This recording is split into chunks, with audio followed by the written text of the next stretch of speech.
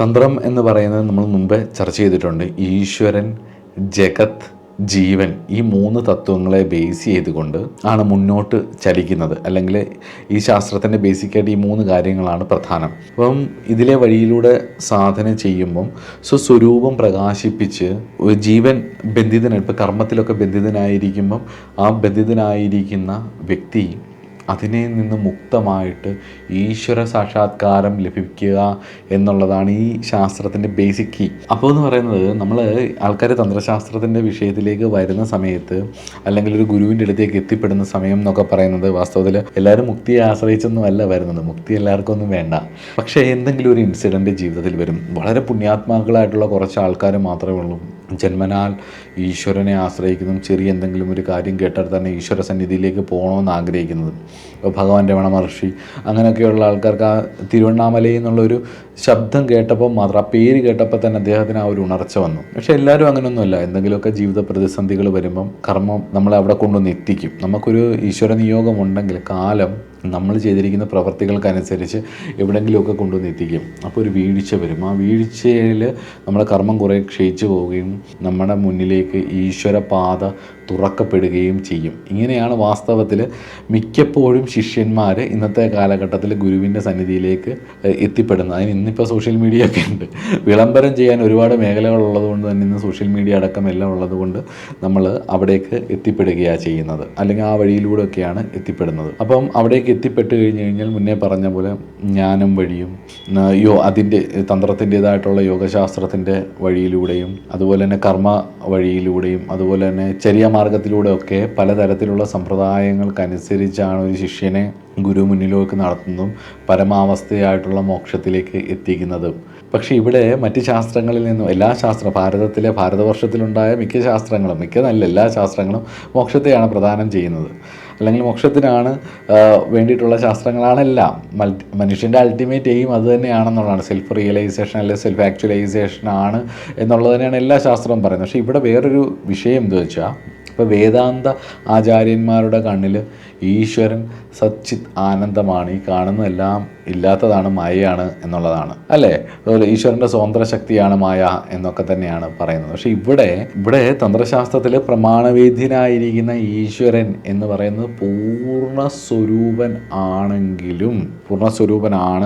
എങ്കിലും സർവ്വ ഐശ്വര്യങ്ങളോടും കൂടിയിട്ടുള്ള, സർവ്വകലകളോടും കൂടിയിട്ടുള്ള, സർവജ്ഞാനത്തോടു കൂടിയിട്ടുള്ള ഡൈനാമിക് ഫോഴ്സായിരിക്കുന്ന പൂർണ്ണമായ മൂർത്തിത്വവും കൂടിയാണ് നമ്മുടെ ഇവിടുത്തെ ഈശ്വര സങ്കല്പം. തന്ത്രശാസ്ത്രത്തിൽ ഒരേ സമയം തന്നെ അൺമാനിഫെസ്റ്റഡുമാണ്, at the same time manifested ആയിട്ടുള്ള ഒരു ഈശ്വര സങ്കല്പവും കൂടിയാണ് തന്ത്രത്തിൽ പറയുന്ന മോക്ഷമാർഗികളായിട്ടുള്ള എല്ലാ ഈശ്വര സങ്കല്പങ്ങളും. അതുകൊണ്ട് തന്നെ എല്ലാ ചരാചരങ്ങളിലും ഈശ്വരനെ കാണാൻ പഠിപ്പിക്കുന്ന, ഈശ്വരൻ സർവഭൂതാനാം ഹൃദയശി അർജുന തിഷ്ഠതി എന്ന് പറഞ്ഞുകൊണ്ട് തന്നെ എല്ലാ ചരാചരങ്ങളിലും ഈശ്വരനെ കാണാൻ പഠിപ്പിക്കുന്നു. അതുകൊണ്ട് വൈഷ്ണവ താന്ത്രികരുടെ പ്രധാന ഒരു ഉപാസനാ ഗ്രന്ഥമായിരിക്കുന്ന ഭാഗവതത്തിലെ സ്ഥൂലതത്വമായിട്ട് കാണിക്കുന്നത് പലതും മീനായതും ആമയായതും മത്സ്യം കൂർമ്മം വരാഹമായതും സിംഹമായതും കുഞ്ഞു ബ്രാഹ്മണക്കുഞ്ഞായ വാമനനായതും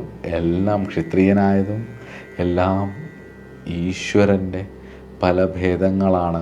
ഭാഗവതത്തിൻ്റെ തത്വം എടുത്തു കഴിഞ്ഞു കഴിഞ്ഞാൽ കാരണജലത്തിൽ നിന്നും ആദ്യമായിട്ടുണ്ടായ പ്രാണൻ്റെ ഉത്ഭവം എന്നൊക്കെ അതിനെ സൂക്ഷ്മതലത്തിൽ പറയുമെങ്കിലും നമുക്കിവിടെ സ്ഥൂലതലം നോക്കിയാൽ, നമ്മളിപ്പോൾ സാധാരണക്കാരാണ്, അപ്പോൾ സ്ഥൂലതലം നോക്കിയാൽ നമുക്ക് ഇതെല്ലാം നമ്മുടെ ആരാധനാ വിഷയമാണ്. ഇതിലൂടെയെല്ലാം നമുക്ക് ഈശ്വരനെ കാണാം. മത്സ്യത്തെ കാണുമ്പം കാരണജലത്തിലൂടെ പോകുന്ന അതിൻ്റെ യോഗത്തിൻ്റെ സൂക്ഷ്മതത്വങ്ങളെക്കുറിച്ച് പറയുകയും അതിനുള്ളിലിരിക്കുന്ന കാരണസ്വരൂപനായിട്ടിരിക്കുന്ന സാക്ഷാൽ പരമാത്മാവിനെ കാണാനും സഹായിക്കുന്ന ശാസ്ത്രമാണ്. ഒരാൾക്ക് മത്സ്യാവതാരത്തിൻ്റെ ഉപാസനയാണ് അയാൾക്ക് കിട്ടുന്നതെങ്കിൽ അയാൾ മത്സ്യാവതാര രൂപിയായിട്ടുള്ള മഹാവിഷ്ണുവിനെ പൂജിക്കുമ്പം അതിൻ്റെ കരചരണങ്ങളോട് കൂടിയിട്ടുള്ള എല്ലാ കാര്യങ്ങളുണ്ട്. കൈയും കണ്ണും മൂക്കും നാക്കും ഒക്കെ ഉണ്ടാവും. അത് കഴിഞ്ഞിട്ട് അതിൻ്റെ സൂക്ഷ്മതത്വങ്ങൾ, കാരണജലത്തിലൂടെ ആദ്യത്തെ പ്രകൃതിയുടെ ഉത്ഭവത്തെക്കുറിച്ചും അങ്ങനെ പല വ്യത്യസ്തങ്ങളായിട്ടുള്ള യോഗതത്വങ്ങളും ജ്ഞാനതത്വങ്ങളും അതിനുണ്ട്. ആ സൂക്ഷ്മതത്വത്തിൽ നിന്നും അതിൻ്റെ കാരണം പരമമായ തത്വത്തിലേക്ക് പോകുമ്പം സാക്ഷാൽ പരമാത്മാവ്. അപ്പം മുകളിൽ നിന്നും താഴേക്കും താഴെയിൽ നിന്നും മുകളിലേക്കും അവരവരുടെ തലമനുസരിച്ച് അവിടേക്ക് ഭഗവാൻ ഇറങ്ങി വരും എന്നുള്ളതാണ്. അനുഗ്രഹം എന്ന് പറയുന്നത് സൃഷ്ടിസ്ഥിതി സംഹാര തിരോഭാവം അനുഗ്രഹം എന്ന് പറയുന്നത് ഭഗവാൻ താഴേക്ക് ഇറങ്ങി വരിക, ഭഗവാൻ ഇറങ്ങി വരുന്ന അവസ്ഥയാണ്. അപ്പം ഭഗവാൻ അനുഗ്രഹിക്കാൻ വേണ്ടിയിട്ട് തൻ്റെ അംശമായിരിക്കുന്ന ഈ സാധകനെ പൂർണ്ണതയിലേക്ക് കൂട്ടിക്കൊണ്ടുപോകാൻ ഈശ്വരൻ രൂപത്തിൽ ഇറങ്ങി വരിക എന്നുള്ളത് തന്നെയാണ് തന്ത്രശാസ്ത്രത്തിൻ്റെ ഒരു അടിസ്ഥാനം, അതിൻ്റെ ക്വാളിറ്റിയും. അപ്പം ആൾക്കാർ പലരും ചോദിക്കാനുണ്ട്, ജിനേഷ് അപ്പോൾ ഈ ശരിക്കും പറഞ്ഞു കഴിഞ്ഞു കഴിഞ്ഞാൽ ഈ ദേവത എന്ന് പറയുന്ന ഒരു എനർജിയാണോ, അതോ ഒരു രൂപമാണോ, അതോ ഇതൊക്കെ ഒരു സങ്കല്പമാണോ, ഇതൊക്കെ അൺമാനിഫെസ്റ്റഡ് ആയിട്ടുള്ളൊരു ഇതിന് ഉള്ളതാണോ, ഇതൊക്കെ ഉള്ളതാണോ, ഇങ്ങനെയൊക്കെ ഒരുപാട് ചോദ്യങ്ങൾ വരും. അപ്പം കർത്തും അകർത്തും അന്യതാകർത്തും അല്ല ഈശ്വരൻ, ചെയ്യുന്നതും ചെയ്യിക്കുന്നതും ചെയ്തതിനെ മാറ്റി ചെയ്യാൻ കഴിവുള്ള ആളുമാണ് ഈശ്വരൻ. അപ്പം ബിയോണ്ട് ടൈം സ്പേസ് ആണ്, എന്തും ചെയ്യാൻ കഴിവുള്ളതാണ്, എന്തായി മാറാനും കഴിവുള്ള ആളാണ് ഈശ്വരൻ. അങ്ങനെയെങ്കിൽ അദ്ദേഹത്തിന് പരമാത്മാവായിരിക്കാം, മാനിഫെസ്റ്റഡ് ആയിട്ടുള്ള അവസ്ഥയിലും ഇരിക്കാം, എനർജി ആയിട്ടും ഇരിക്കാം, രൂപങ്ങളോടുകൂടി ഇരിക്കാം, നമുക്ക് പരിചയമുള്ള ആളായിട്ടിരിക്കാം. നമ്മുടെ തലം ഏതവസ്ഥയിലാണോ ആ തലത്തിലേക്ക് എത്താൻ ഈശ്വരന് പ്രയാസമൊന്നുമില്ല. നമ്മൾ ഈശ്വരൻ്റെ അവസ്ഥയിലേക്ക് എത്താനുള്ളൊരു പ്രയാസം മാത്രമേ ഉള്ളൂ. അതെന്താ ചെയ്യേണ്ടത്? പൂർണ്ണ മനസ്സോടുകൂടി ചെയ്യുന്ന വിഷയം ആത്മാർത്ഥമായിട്ട് അങ്ങ് ചെയ്യുക. പ്രാർത്ഥിക്കുന്നതാണെങ്കിലും ധ്യാനിക്കുന്നതാണെങ്കിലും സാധന ചെയ്യുന്നതാണെങ്കിലും അമ്പലത്തിൽ പോകുന്നതാണെങ്കിലും ഇതുണ്ട് എന്ന് വിചാരിച്ച് തന്നെ, വേറെ ആരെയും ബോധിപ്പിക്കാനോ നമ്മുടെ ഇൻ്റലക്ച്വൽ നോളജിനെ മറ്റുള്ളവരെ ബോധ്യപ്പെടുത്താനും വേണ്ടിയിട്ടൊന്നുമില്ല. ആരെയും ബോധിപ്പിക്കേണ്ട. ചെയ്യുന്ന വിഷയം 100% ആത്മാർത്ഥതയോടുകൂടി, അത് സാധനയായിക്കോട്ടെ, ക്ഷേത്രത്തിൽ പോകുന്നതായിക്കോട്ടെ, പൂജ കഴിക്കുന്നതായിക്കോട്ടെ, മെഡിറ്റേഷൻ ചെയ്യുന്നതായിക്കോട്ടെ, എന്തും ആയിക്കോട്ടെ, പൂർണ്ണമായിട്ട് ഫോക്കസ്ഡായിട്ട് ചെയ്തു, നിങ്ങൾക്ക് ഈശ്വരാനുഭവം ഉണ്ടാവും, ഉറപ്പാണ്. അത് നിങ്ങളുടെ തലത്തിനനുസരിച്ചുള്ള അനുഭവങ്ങളുണ്ടാവും. ഓരോ ലെവൽ നിങ്ങളുടെ മാറുന്നതിനനുസരിച്ച് അതാത് തലത്തിൽ ഉള്ള ഈശ്വരാനുഭവങ്ങൾ വരും. പിന്നെ ഭഗവാൻ അങ്ങ് വലിച്ചുകൊണ്ട് പോകും, അല്ലെ ഭഗവതി വലിച്ചുകൊണ്ട് പോകും. നിങ്ങളുടെ ഉപാസനാമൂർത്തി ഏതാണോ ആ ലോകത്തിലേക്ക്, ആ എനർജിയുമായിട്ട് നിങ്ങൾക്ക് ഡയറക്റ്റ് കണക്റ്റഡ് ആവും.